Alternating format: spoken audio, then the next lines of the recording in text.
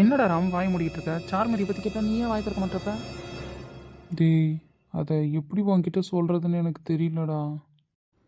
தர்மா, நீ கவுன்சிலிங் கொடுக்கும்போது எல்லாமே பேசினடா, அதில் ஒன்றும் தப்பு கிடையாது. அந்த பொண்ணு அவ்வளோ சின்சியராக லவ் பண்ணியிருக்க. ஆனால் உனக்கு ஆக்சிடென்ட் ஆனதுக்கப்புறம் அந்த பொண்ணு வந்து ஏன் உன்னை காண்டாக்ட் பண்ண ட்ரை பண்ணல இந்த 6-7 மாதமா?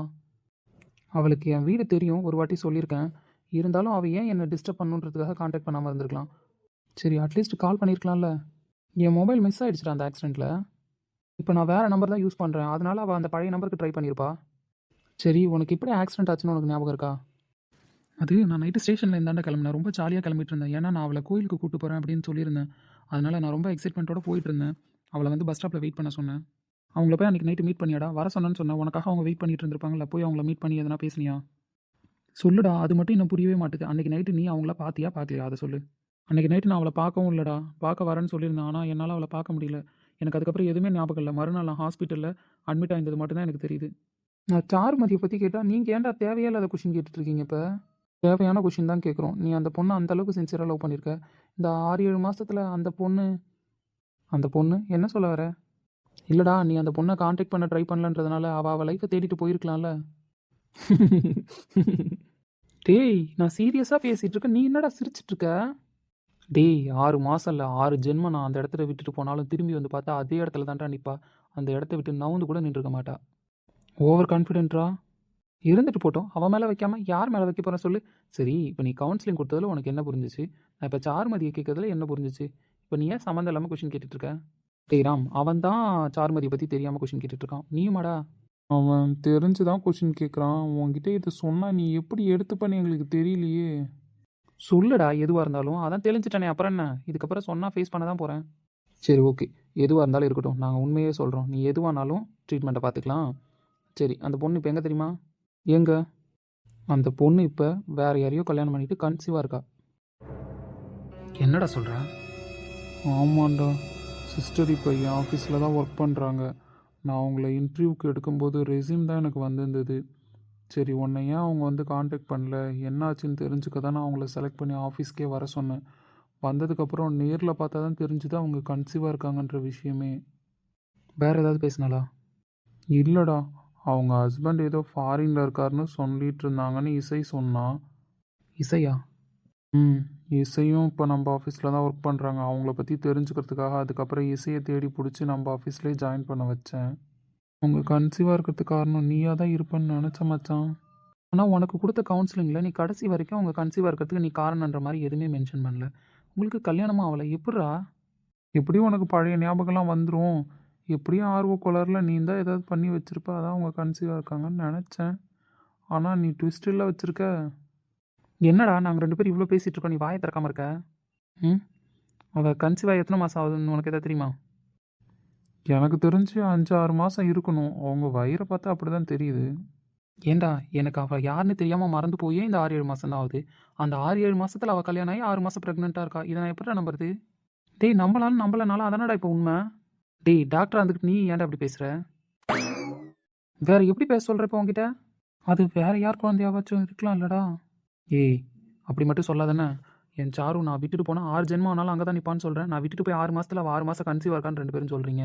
என்னால் அதை ஏற்றுக்கவே முடியல, அதுவும் நம்பவும் முடியல. மச்சான், நீ நம்பலனாலும் இப்போ அதானடா உண்மை. ரொம்ப நம்பிக்கையாக இருந்தடா. ட்ரீட்மெண்ட் முடிஞ்சதுக்கப்புறம் நீ நல்ல நியூஸ் சொல்லுவேன்னு. இப்போவும் நான் சொல்கிறேன், நான் காரணன்ற மாதிரி என் மைண்டில் எதுவும் ஞாபகம் இல்லை. ஆனால் வேறு யாரும் காரணமாக இருக்கவும் சான்ஸ் இல்லை. அதில் நான் ரொம்ப கான்ஃபிடென்ட்டாக இருக்கேன். நம்பிக்கைலாம் கரெக்டு தான், ஆனால் இது எப்படி பாசிபிள்னு தான் எனக்கு புரியல. இப்போ அவள் எங்கே இருக்கான்னு சொன்னேன்? நம்ம ஆஃபீஸில் தான் மச்சான் ஒர்க் பண்ணுறாங்க. ஓகே, நாளையிலேருந்து உன் ஆஃபீஸில் நானும் ஒர்க் பண்ணுறேன்.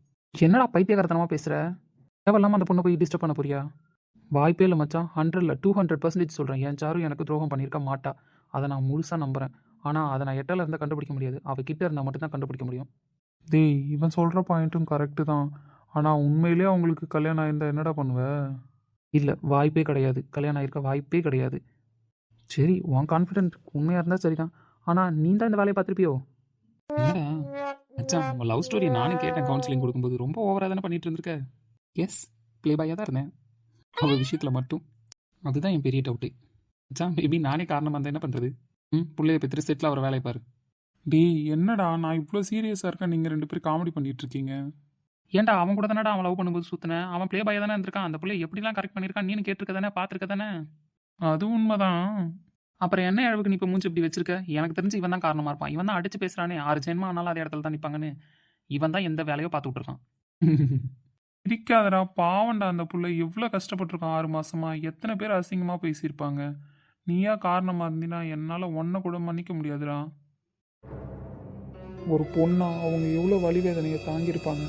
நானும் சிசிடிவியில் டெய்லி நோட் பண்ணிட்டு தான்டா இருப்பேன், அவங்க எப்படி ஒர்க் பண்ணுறாங்க போகிறாங்கன்றதெல்லாம். வயிறை பிடிச்சிக்கிட்டே தான் நடப்பாங்க. பாவம் தெரியுமா, பார்க்கவே கஷ்டமாக இருக்கும். சின்ன பொண்ணுடா, உனக்கே நல்லா தெரியும் எப்படி குழந்தைத்தனமாக இருப்பாங்கன்னு சொல்லிட்டு. இந்த 6 மாதம் யாருமே இல்லாமல் அவங்க எப்படிடா கஷ்டப்பட்டிருப்பாங்க. நீயா இருந்தீன்னா ஒரு அளவாச்சும் என் மனசை தேத்திப்பேன். இல்லை வேற ஏதாவது மாட்டி அவங்க வாழ்க்கை சீரழிஞ்சிருந்ததுன்னா என்னடா பண்ண முடியும். கேட்க ஆளே இல்லாமல் இருந்தாங்கடா. அவங்க பாட்டி அவங்க மட்டும்தான். அப்படி இருக்கிற பட்சத்தில் எது வேணாலும் நடந்திருக்கலாம்ல. யாராவது அவங்கள மிஸ்யூஸ் பண்ணியிருந்தா. ராம் சொல்கிறதும் கரெக்டு தான். அவங்க மாமா ஒருத்தர் பிரச்சனை பண்ணிட்டு இருந்தாருன்னு சொன்னேன். ஆனால் அவரும் தான் கல்யாணம் பண்ணல அந்த பொண்ணை, நான் எதுவும் மிஸ்யூஸ் பண்ணலன்னு சொல்லிட்டாரு. பயமாக தான் இருக்குது கொஞ்சம் தெரிஞ்சுக்கிறதுக்கும். 6 மாதம் எவ்வளோ வலிவேதனை இருந்திருக்குண்டா அந்த பொண்ணுக்கு. யாருமே இல்லாத பொண்ணுன்னு தான் சொல்லி அந்த பொண்ணுக்கு நீ அடைக்கலாம் கொடுக்கணுன்னே நினச்சேன்.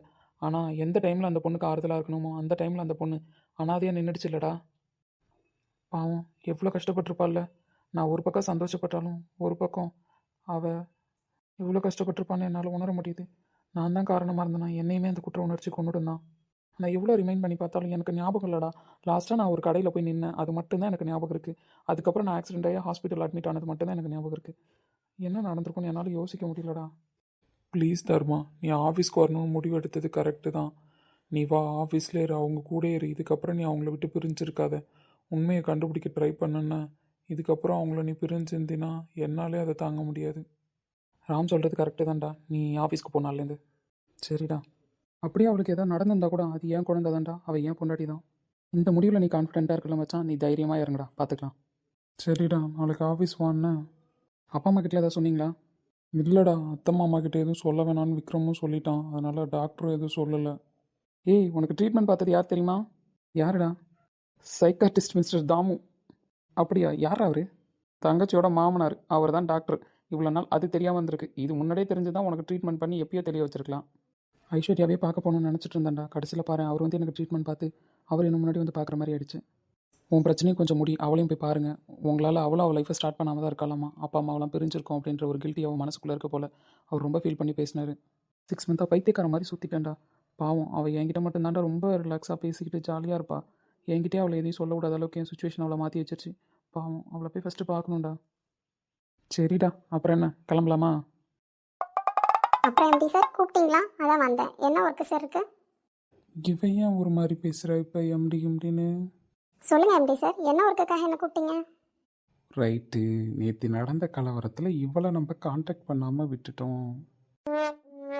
சித்தம்மா, யாரும் என்ன கொஞ்சம் மாதிரி கூப்பிட தேவையில்ல, சரியா? நான் யார்கிட்டயும் பேச ரெடியா இல்லை. போச்சா, சும்மாவே சமாதானம் பண்ண முடியாது. இதில் நேற்று பூரா இவகிட்ட ஒரு ஃபோன் கூட பண்ணி பேசாமல் இருந்திருக்கோம். இப்போ எப்படி சமாளிக்கிறதுனே தெரியலையே. கொஞ்சம் பக்கத்தில் வையன், டீட்டெயில் சொல்கிறேன். இப்படி பக்கத்தில் கூட்டு கூட்டே தான் ஆளை மயக்கி வச்சிருக்க தெரியுமா? இனிமேல் நான் எட்டாலே நிற்கிறேன், நீ பதில் சொல்லு. அதுக்கப்புறம் அது கரெக்டான ரீசனாக இருந்தால் மட்டும் நான் கிட்ட கவரதா வேணாமான்னு முடிவு பண்ணுறேன். அப்படிலாம் சொல்லக்கூடாது. இங்கே வாயேன். முடியாது. நான் எங்கே போனேன், என்ன நடந்துச்சுன்னு கேட்டால் நீ ரொம்ப சந்தோஷப்படுவ தெரியுமா? நான் ஒன்றும் சந்தோஷப்பட மாட்டேன். நான் ஏன் சந்தோஷப்படணும்? மக்கே, நீ தான் சந்தோஷப்படுவ. நீ சந்தோஷப்படுற மாதிரியான விஷயம் தான் நேற்று நடந்துச்சு. அந்த பிஸியில் தான் நேற்று உன்னை கான்டாக்ட் பண்ண முடியல. ம், ஏதோ சொல்லி நம்மளை டைவர்ட் பண்ண பார்க்குறான். கேட்கலாமா வேணாமா? டவுட்டே வேணாம், கேட்டு தான் ஆகணும். அப்போ தான் உனக்கு புரியும். மைண்டுக்குள்ளே பேசினாலும் கண்டுபிடிச்சிருவான். பாரு பாரு அந்த கண்ணை. அந்த கண்ணன் தான். இப்போ வேணுமா வேணாமா ரீசன்? சொல்லி தோலை. எனக்கு அடிப்பட்ட விஷயத்தில் அவன் கேஸ் ஃபைல் பண்ணியிருந்தால, அதில் அக்யூஸ்ட் யாருன்னு கண்டுபிடிச்சிட்டான். அவனை மீட் பண்ணுறதுக்காக நேற்று ஸ்டேஷனுக்கு போனேன். ஐயோ, கண்டுபிடிச்சிட்டாங்களா? அப்போ உண்மையிலே யாரோ பிளான் பண்ணி தான் அப்படி பண்ணியிருக்காங்களா? ஆமாம், அவன் ஒரு சுண்டக்கா. அவனை விட்டு தள்ளு. அந்த பிரச்சனைக்கு போனதில் இவனுக்கு ஏதோ பழைய உண்மைலாம் ஒரு சிலர் மூலயமா தெரிய வந்து மயக்க அடித்து விழுந்துட்டான் தர்மா. அப்புறம் அப்புறம் என்னாச்சு? அப்புறம் என்னாச்சு, ஹாஸ்பிட்டலில் அட்மிட் பண்ணி விக்ரம் இருக்கான்ல அவனை வர சொல்லி, அப்புறம் சைக்காட்டிஸ்ட் டாக்டர் அவன் வர சொன்னான்.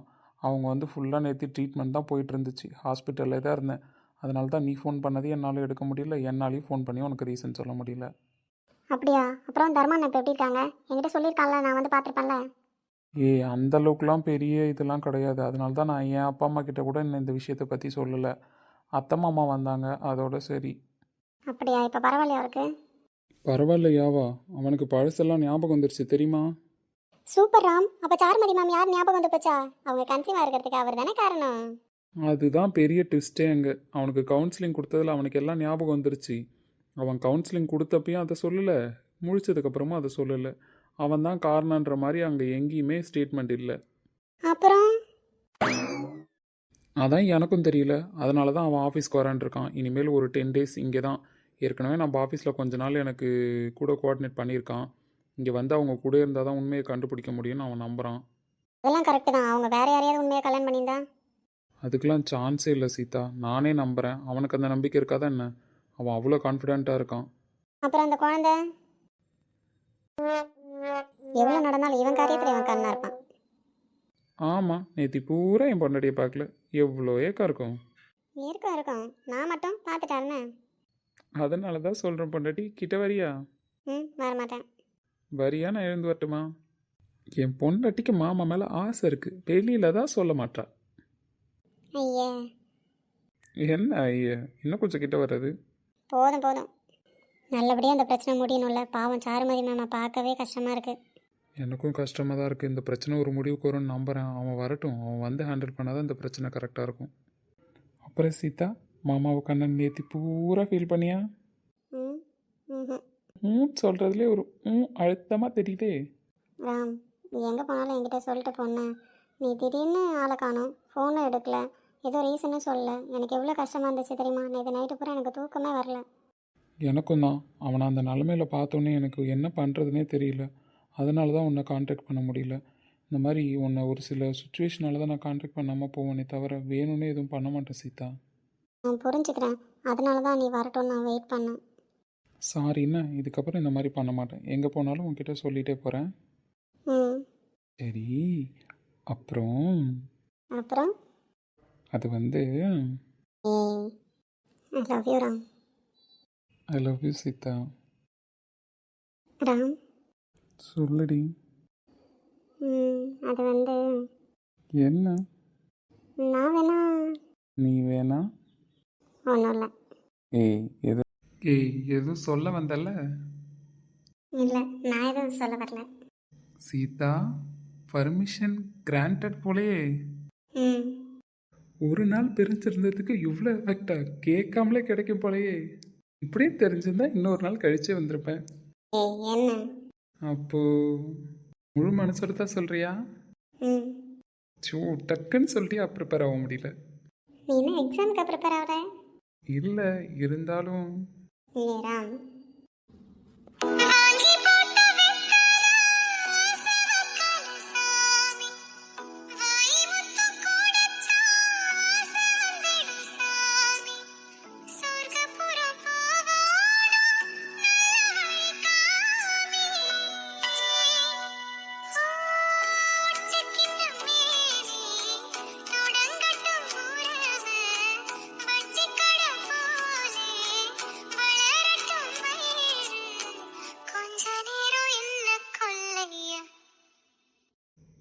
சீதா,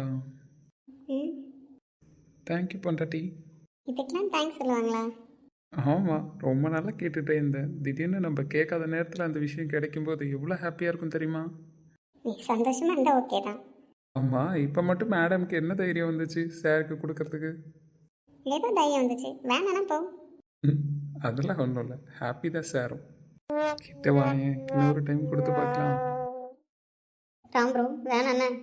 எப்போ பார்த்தாலும் நம்ம ரொமான்ஸ் பண்ணும்போது யாராவது ஒருத்தவங்க டிஸ்டர்ப் பண்ணுறாங்களா? அதனால இப்போ கூட பாரு, யாரோ டிஸ்டர்ப் பண்ணுற மாதிரியே எனக்கு வாய்ஸ் கேட்குது. ஆமாம் ராம், எம்டி ரூம்குள்ளே யார் வருவா? ஆமாம்ல, எம்டி ரூம்குள்ளே எம்டி பர்மிஷன் இல்லாமல் யார் வர போகிறா? ஆமாம். இப்படியே மடியிலே உட்காந்துருக்கியா ஒர்க் பண்ணிகிட்டு இருக்கேன்? ப்ரோ சாரி ப்ரோ, நான் உண்மையிலே நிற்கிறேன். ஏன் சிஸ்டர் இப்படி? ஐயோ, நான் ஒன்றும் இல்லை சிஸ்டர். எனக்கு தெரியும் சீதா, உன் மேலே தப்பு இருக்காது. இவனுங்க குடும்பமே இப்படி தான் தெரியுமா? இவனுங்க கிட்டலாம் போராட வச்சுக்காது. ஏங்க அப்படி?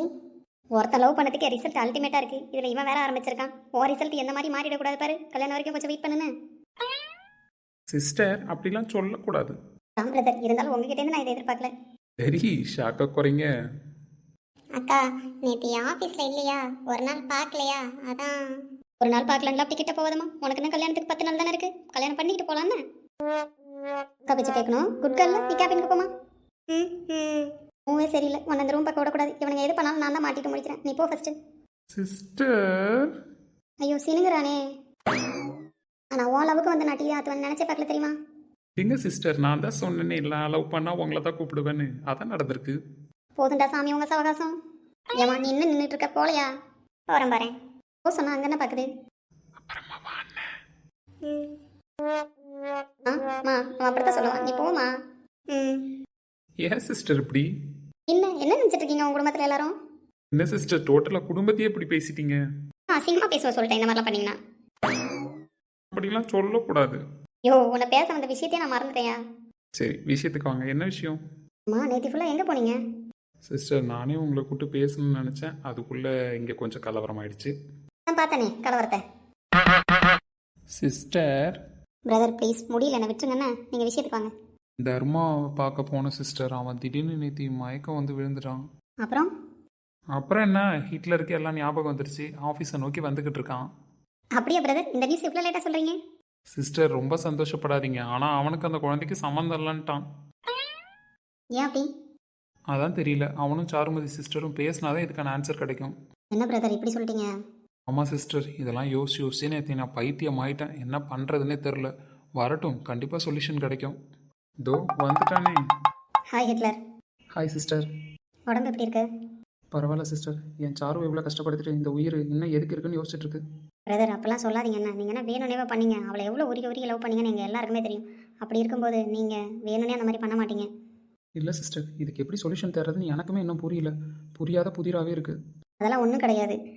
நேற்று ராம் ப்ரோ இல்லை, அவர்கிட்ட சொல்லலான்ட்டு தான் நேற்று ஃபுல்லாக அவர் தேடிட்டு இருந்தேன். அவர் ஆளை காணோம். நேற்று என்ன நடந்துச்சு தெரியுமா? என்ன சிஸ்டர், என்ன நடந்துச்சு? நேற்று நான் ஜாயின் பண்ணோடனே அவள்கிட்ட போய் பேச போனேன். என்னை பார்த்தோன்னே ரொம்ப அழுதுட்டா. சரி அப்புறம்? அப்போ தான் அவள் அழுதுகிட்டே இருக்கும்போது திடீர்னு அவளை கேட்டால் தான் ஆன்சர் எப்பயுமே சொல்லுவா. அதனால் ஹிட்லரோட பையன் என்ன சொல்கிறான்னு கேட்டேன். என்ன சொன்னான்? நல்லா இருக்கான் அப்படின்னு சொல்கிறா. உண்மையாவா சிஸ்டர் சொல்கிறீங்க? அட ப்ராமிஸாக ராம் ப்ரோ. நான் கேட்டேன் இது ஹிட்லர் பையன் தானே. ஆமாம், நான் உடனே யோசிக்காமல் பதில் சொன்னான். அப்புறம் ஏன் மறைக்கிறாங்க? ப்ரோ நீங்கள் எப்பயும் போல் தைரியமாக அவளை ஃபேஸ் பண்ணுங்கள். அவள் கண்டிப்பாக உண்மையை உங்ககிட்ட சொல்லுவா. ஏதோ ஒன்று நடந்திருக்கு, அதை அவன் மறைக்கிறா. ஸ்ட்ராங்காக அவளை யாரோ பிளாக்மெயில் பண்ணியிருக்காங்க. கன்ஃபார்மாக தெரியுமா சிஸ்டர்? எனக்கு தெரியும் ப்ரோ. உங்களை தவிர அவளை யாரும் நெருங்க முடியாது. அது அவள் நெருப்பு மாதிரி. இல்லை சிஸ்டர், தனியாக வேற இருந்துட்டு இருந்தாங்களே, யாராவது மிஸ்யூஸ் பண்ணுற மாதிரி ஆயிருக்குமோ அப்படின்ற ஆங்கிலெல்லாம் யோசித்தோம். இப்படி ஒரு நிலம வந்திருந்தா என் சாரு செத்துருப்பாளே தவிர மானத்தை இழந்திருக்க மாட்டா. சிஸ்டர் உண்மையாக தான் ராம் ப்ரோ நான் சொல்கிறேன். ஏன்னா அவள் நெருப்பு, அவளை யாரும் நெருங்க முடியாது. ஹிட்லர் நீங்கள் போய் தைரியமாக அவளை ஃபேஸ் பண்ணுங்கள். நீங்கள் மறந்த மாதிரிலாம் எதுவுமே கேட்க வேணாம். பாவம் ரொம்பவே கஷ்டப்படுத்திட்டா. இன்னுமே அவளை நம்ம டீஸ் பண்ண வேணான்னு நீங்கள் அவகிட்ட போய் தைரியமாகவே பேசுங்க. எனக்கு எல்லாம் ஞாபகம் வந்துருச்சு. நீ என் கூட தான் இருக்கணும். இது என் குழந்தை தான் எனக்கு தெரியுன்ற மாதிரி பேசுங்க ப்ளீஸ். அப்படியா பேச சொல்கிறீங்க? ஆமாம் ஹிட்லர், மற்றதெல்லாம் பண்ண தெரிஞ்சிச்சுல, இப்போ பேச இல்லையா? நான் காரணமானே எனக்கு ஞாபகமே இல்லையே. யோ எல்லாத்தையும் நீ என்ன தெரிஞ்சா பண்ணுற? ஏதாவது தெரியாமல் நடந்திருக்கும், போய் அதுக்கிட்ட கேளியா? மச்சான் ஏய் வளருதுடா இது. யோ நான் ஒன்றும் வளரல. நீ போய் பேசி மட்டும் அது உன் குழந்தையா இருக்கட்டும், அதுக்கப்புறம் இருக்கும் உனக்கு. ஆனால் அன்னைக்கு ஐஸ்கிரீம் பார்லரில் சொன்ன தெரியுமா, உன்னை நாற்று நடக்கிறேன்னு. நான் அப்போவே சொன்னேன் என்ன அத்தி ஆக்கிடாதையான்னு. சொன்ன மாதிரி அத்தி ஆக்கிட்ட பத்தியா? Sorry sister. இப்போ சொல்லு சாரியா. ஒழுங்கா இப்போ அவகிட்ட பேசுகிற. உனக்கு எல்லாம் ஞாபகம் வந்துருச்சுன்னா நீ பேசு. இன்னும் இந்த கதையை இழுத்துட்டு போவாதானே? சிஸ்டர் சொல்கிறது சரிதான்டா. அதுக்கப்புறம் அவங்க என்ன முடிவு வேணாலும் எடுத்துக்கிட்டோம். நீ ஸ்ட்ராங்காக பேசுன்னு. சரிடா. இப்போ எங்க அவ? இன்னும் வரல அவள் இன்னைக்கு செக்அப் போகணுன்னு வேறு சொல்லிட்டு இருந்தா. ஹாஸ்பிட்டலுக்கு எப்படியாவது போய் அந்த டீட்டெயிலை கண்டுபிடிக்கணும்னு வேறு நினச்சிட்டு இருந்தேன். நல்ல வேலை நீயே இன்னைக்கு வந்துட்ட. அவள் வரட்டும், எப்படியாவது இன்னைக்கு நம்ம அவளை ஹாஸ்பிட்டல் கூட்டிட்டு போகிறோம். சிஸ்டர் ஷோர்லாம் கரெக்டு தான், சொதப்ப மாட்டல. ஏய் சொதப்பன இசை சிஸ்டர் அடிச்சிருவாங்க பார்த்துக்க. பார்த்துக்கலாம் மச்சான். என் தங்கம் வரட்டும், தூக்கிட்டு போயிட மாட்டேனா? என் ஃபார்முக்கு ரைட்டு. சரி வந்தால் நான் ரூமுக்கு வர சொல்கிறேன். நாங்கள் 2 பேரும் வெளியில் போகிறோம். நீ அவங்கக்கிட்ட பேசுன்னா. ஓகேடா, 2 பேரும் கிளம்புங்க. உடனே யோசிக்காம வெளில போன்றுவான். பாத்தியா ஹிட்லரை? வாங்க சிஸ்டர், ஒரு நாள் பிரிஞ்சிருந்தாலே ஓவராக பண்ணுவான். 6 மாதத்துக்கு மேலே ஆயிடுச்சு. ஏதாவது செலிப்ரேட் பண்ணிட்டோம் போவோம் நம்ம. இப்போ ஹிட்லர் செலிப்ரேட் பண்ணிட்டோம், நீ வெளியே போறியா? நீ வெளியில் போய் செலிப்ரேட் பண்ணலான்னு போறியா? சிஸ்டர் சினுங்கிறானே. சரி வா போவோம். வாங்க.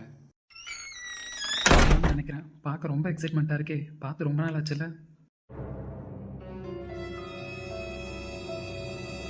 என்ன எதிர் உட்காந்துருக்காரு, நம்மளை பார்த்து சோகமாயிட்டாரு.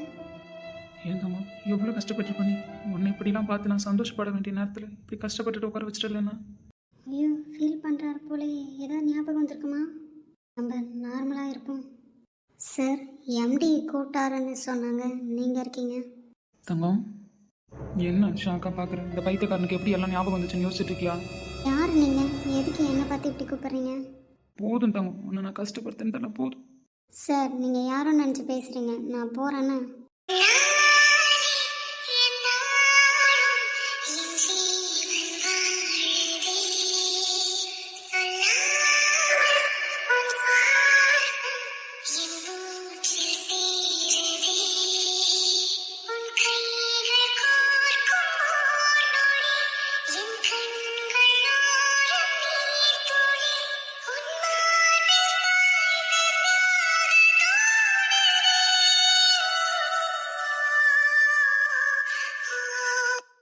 சாரிம்மா.